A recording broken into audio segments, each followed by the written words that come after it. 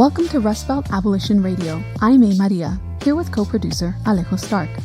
In this episode, Beyond Policing, we take a critical look at the liberal discourse of police reform, which has increasingly gained prominence amidst the ever-recurring specter of racist police violence, and especially in the wake of Black rebellions in Ferguson and Baltimore, and the intensification of North American Black liberation struggles these rebellions galvanized.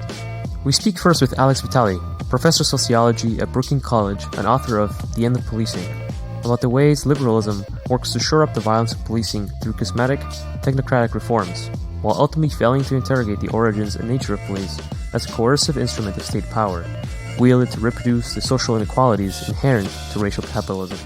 We also speak with Charlene Carruthers, National Director for Black Youth Project 100 and board member for the Women of Color Reproductive Justice Collective, SisterSong, on organizing through a Black queer feminist lens and pushing toward a society that's organized around community rather than punishment.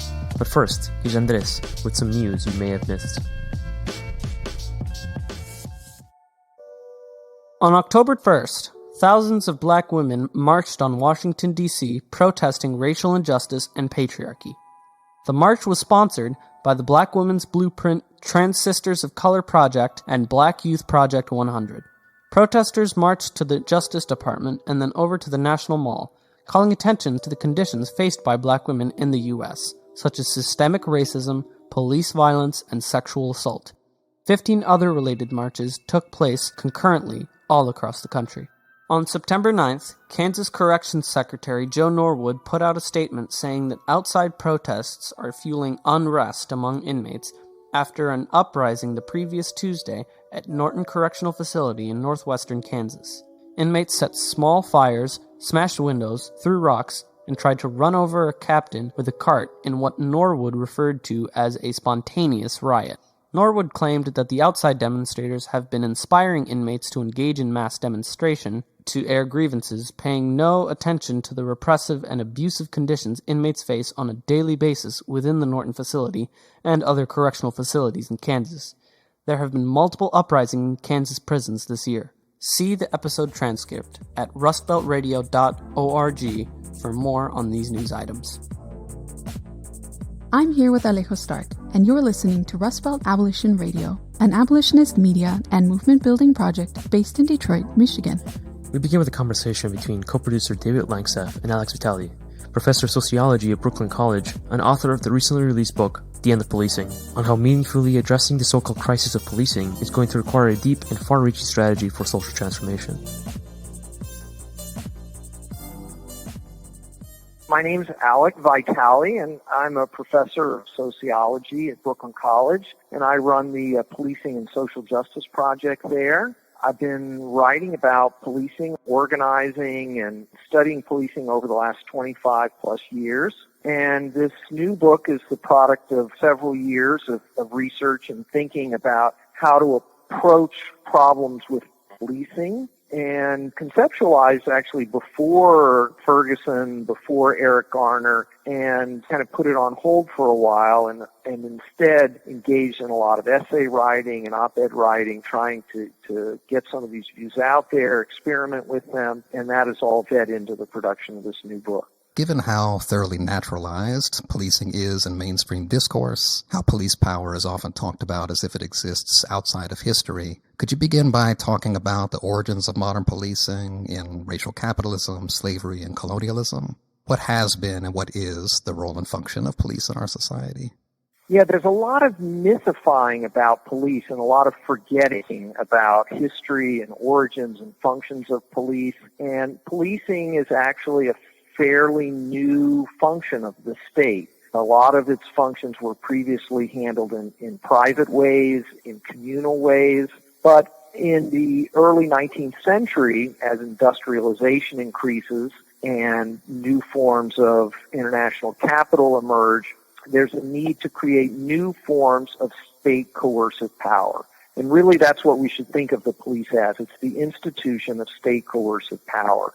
And this power becomes especially necessary in relationship to three primary modes of capital accumulation occurring in the 19th century. And these are slavery, colonialism, and a modern industrial workforce. And so we often hear from proponents of a kind of simplistic liberal understanding of policing that, well, the London Metropolitan Police are created in 1829 as a civilian force that are less oppressive than the use of the militia or the military in managing uprisings, and there's a policing of the by consent kind of model. But what rarely gets discussed in all of that is that the origins of that model come from Sir Robert Peel, and prior to being Home Secretary and inventing the London Metropolitan Police, he was in charge of the British colonial occupation of Ireland. And he develops the basic forms of modern policing as part of his effort to manage uprisings in the Irish countryside.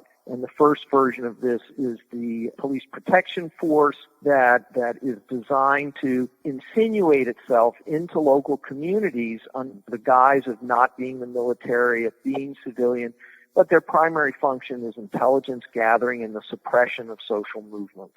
And this model then gets applied to the management of the new industrial working class that is exploding in London during this period. And this occurs in the wake of widespread strikes, the Peterloo Massacre, Chartist movement, etc. And the state needs a new tool for managing these workers' rebellions. Similarly, we can see in colonialism the dynamic where colonial powers initially use military force to conquer territories, but they quickly want to replace that very expensive military force with a more domestic, civilian-seeming force. And they would often use local peoples under the command of colonists to serve as local police forces, not to engage in crime control, but in the suppression of social movements. In the U.S., this kind of colonial policing could be most clearly seen in the form of the Texas Rangers, who were created as part of the effort to occupy what had been indigenous and then Spanish territory. They were involved in, mass killings, arbitrary confiscation of property, driving people south of the border, etc. And then finally, we know that in many parts of the world that policing was directly tied to the control of slaves. Here in the U.S., my research focused on urban areas where slavery took a form very different from what we typically think of as slavery, in that slaves worked outside of the household of their owners, on wharves, in warehouses, in factories, and they needed to be able to pass freely through the street. And what had been slave patrols basically morphed into police departments to manage that mobile slave population. So when we think about policing, what we need to keep front in mind is that it is an incredibly coercive force whose origins are in the manufacturing and maintenance of profound inequalities, usually organized by race and working status. So in the wake of black rebellions in Ferguson and Baltimore, and in the wake of the complex resurgence of black activism and organizing that's often subsumed under the heading of the Movement for Black Lives, police reform has reemerged as a central political discourse. Can you talk about exactly when and how and why the discourse of police reform has become so prominent in recent years? Right. Well, we're in an interesting moment right now where in the wake of Ferguson, et cetera, there was the rise of a kind of liberal discourse around policing that often dominated these conversations, while popular movements were focused more on bringing these abuses to light and calling for certain kinds of police accountability. What's happening right now is that the Trump administration is closing the door even on these very minimal liberal reforms, at least at the national level, leaving many to think that the battle is to fight for the kinds of reforms that the Obama administration put forward. But this is profoundly misguided because there's no reason to think that these reforms are going to have any truly substantial impact on the abuses of policing and the negative impacts of policing, especially on poor people and communities of color. So a lot of this is because of a kind of liberal fallacy about the nature of power and the nature of race relations in this country. So they fail to apprehend the ways in which even the completely neutral, lawful enforcement of the law reproduces racial and class inequalities. And so they, instead of directly addressing the legacies and ongoing reproduction of racial inequality, for instance, will say, well, let's just make everything neutral, colorblind, and professional, and that will make everything okay. But as Naomi Morikawa points out in her book, The First Civil Right, it was exactly this attitude in the 50s and 60s that led to the expansion of the death penalty, the expansion of police military hardware, etc., all in the name of professionalism and seeming neutral application of the law. And there's a real risk of the same thing happening here. When people talk about things like procedural justice and community policing, they're attempting to restore community faith in an institution that does not serve their interests. And when empowered by even more resources and more legitimacy, may become an even more invasive force in these communities. Yeah, so your book, The End of Policing, deals heavily with the ways in which conceptualizing the problem of policing in terms of insufficient training or professionalization fails to address the ways in which violence and control are rooted in the very nature of policing under racial capitalism.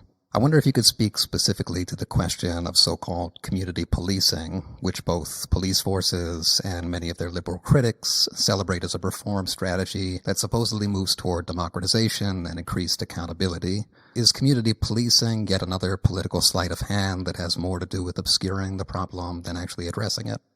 Absolutely. So there are a couple of really fatal flaws with community policing. One is that it has an incredibly degraded notion of what constitutes community.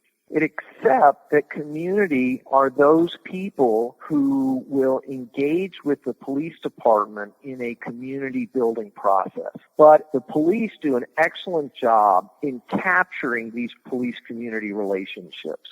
The police set the agenda, the police run the meetings, the police frame the problems, and basically the community becomes those people who will work cooperatively with the police in a framework that is established by the police.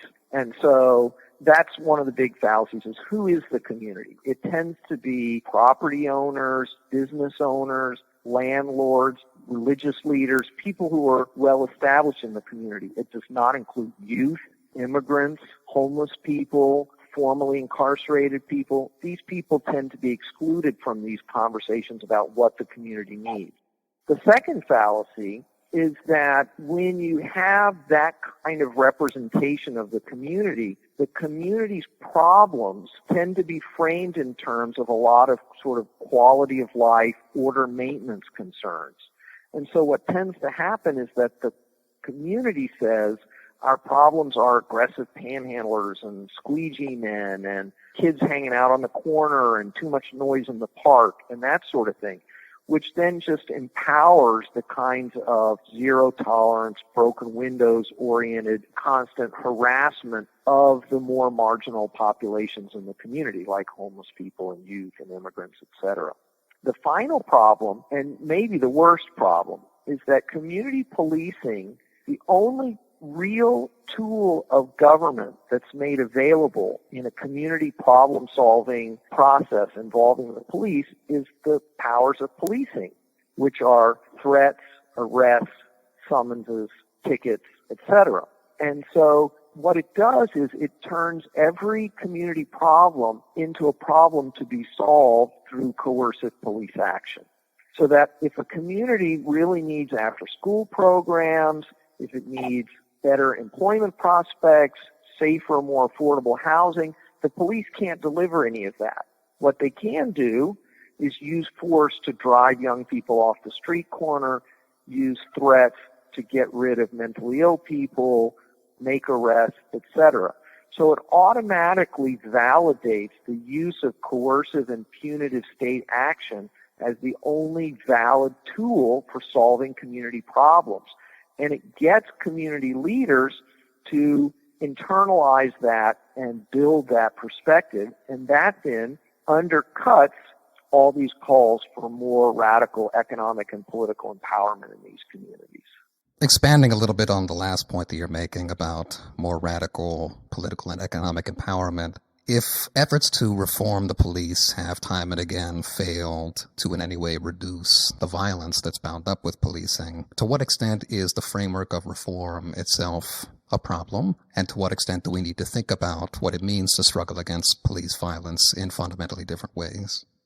So as activists on the ground, there's a dilemma because the police are here. They're a powerful force that people have to deal with on a daily basis often. So while we may have an analysis that says that the ultimate solution to these problems is certain kinds of economic and political and social transformations, the empowerment of communities, the welfare of individuals, we also have to deal with the institution where it exists now. So the approach I take is to interrogate the reforms that are being proposed to see whether or not they empower police or they move us in the direction of reducing police power and creating alternatives. Whether it's affordable housing or adequate mental health care, we need to make that the center of any police reform agenda. And groups like BYP 100 and the Youth Justice Coalition in Los Angeles are doing just that. They're saying let's redirect resources from policing, from courts, from prisons into the kinds of social programs and economic transformations that will reduce the need for coercive state action. Thank you so much for joining us on the show, Alex. My pleasure. We speak now with Charlene Carruthers, a community organizer and writer who recently co-organized the March for Black Women in Washington, D.C. The national coordinator for Black Youth Project 100, a leading organization in today's movement for Black liberation, Charlene explains how BYP 100 advances abolitionist demands through a Black queer feminist framework and commits to naming that work, in Black organizing specifically and in leftist organizing as a whole.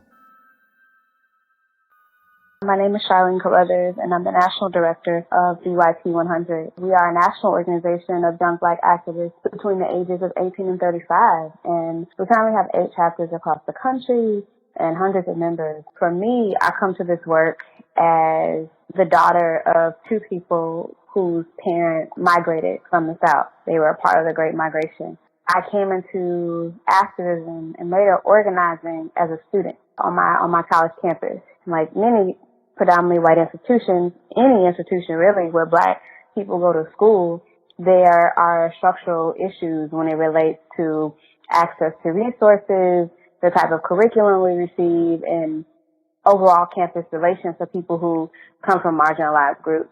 And so I got involved pretty early on in campus activism, and that was in 2003. And I've been working in racial, economic, gender, and more broadly the Black liberation struggle since then. So Black Youth Project 100 is an explicitly abolitionist organization and also committed to a Black queer feminist orientation and praxis. For listeners who may not be familiar with BYP 100's work, can you sketch a broad picture of the organization and maybe also speak to the relationship between BYP 100's Black queer feminism and your commitment to abolition? Absolutely. So sometimes there are really, really big ideas that are both complex and difficult for folks to grasp and see and taste and feel. And abolition is one of those things. So as an organization, I would say our political commitment to abolitionist practices and a politics really has been an evolution of learning, an evolution of seeing what's happening in the world, and knowing that we can't just make Band-Aid reforms to address the issues that impact our communities. But there are demands that come in the shape of a reform that can be made that actually get us closer to transformative change, like the reparations ordinance won by survivors and the family members of people who were tortured by Don Bird in Chicago. That campaign that they ran address structural issues in both the community and education in Chicago. And at the same time, I believe the folks who led that campaign are clear that we still have so much more work to do, and that you can advance abolitionist changes or demands that get us closer.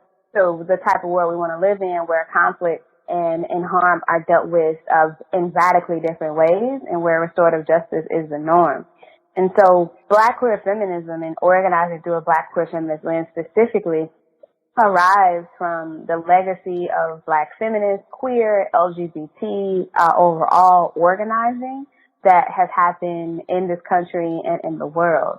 And so we're not the first people to ever think about organizing in this way.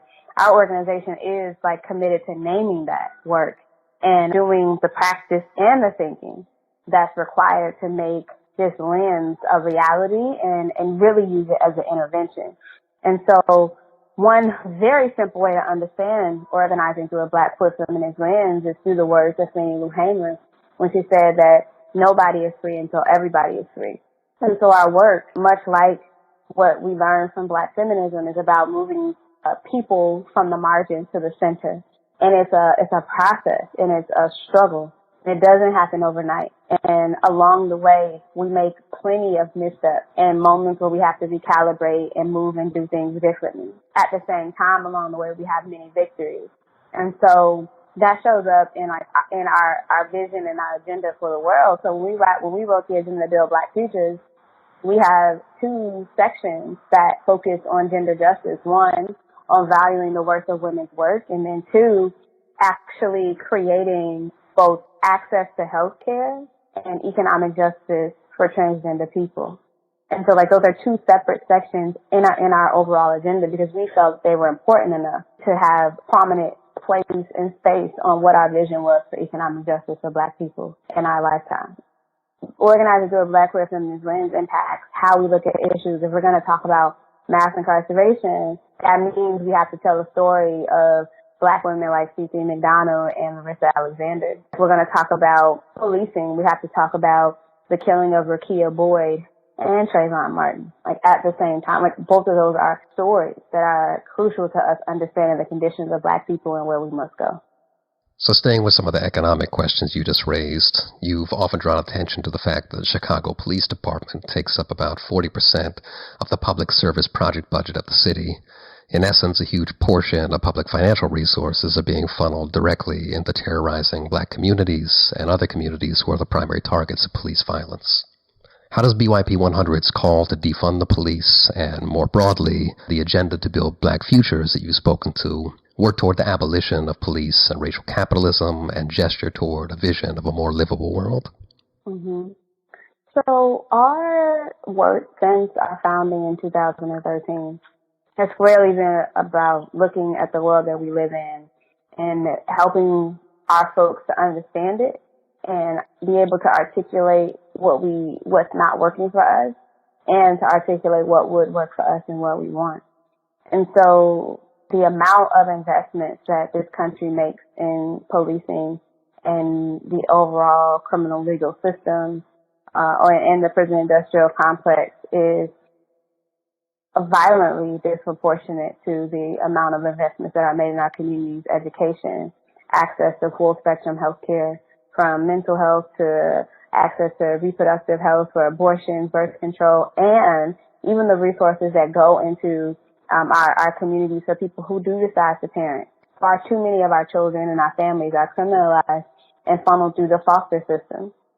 So all of those things are connected. So while we spend nearly $4 million a day on policing in Chicago, where actually the amount of money we spend in Chicago on policing is on par to Los Angeles and second to New York City. So the three largest police departments in the country are spending hundreds of millions of dollars on policing.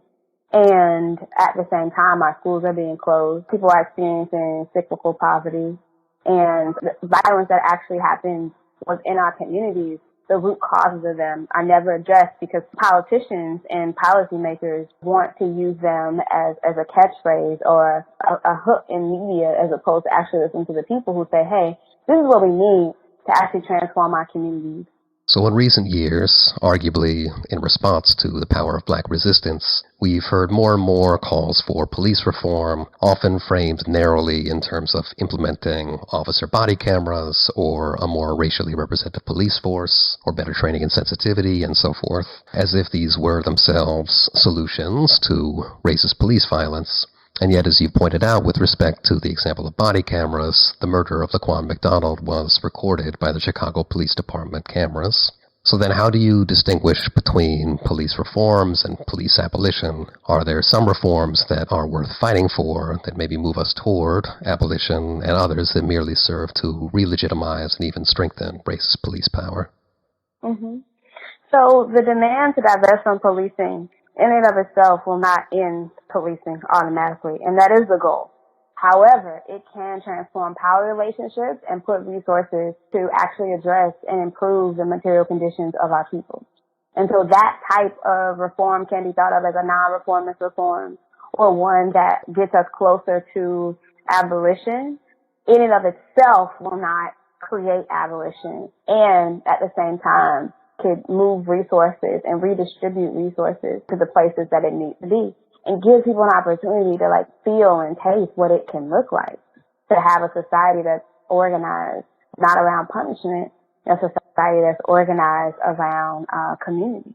And so I believe that there are things that we can advocate for, or we can organize around, that get us closer to where we want to be, and there are things that don't. Things that put more money into policing, or things that give the police more power, things that take away power and decision making from people. Those are the things we don't need. Those are the things that we should not organize around. So the things that take away power and resources from policing, those are the things that can help us get closer to where we want to be. So staying with this question of how to move closer to the kind of world that we want, we've seen time and time again that police officers who commit racist murders are rarely charged, let alone convicted, a fact which is yet one more illustration of how anti-blackness and white supremacy structure this country's conceptions and practices of law and justice.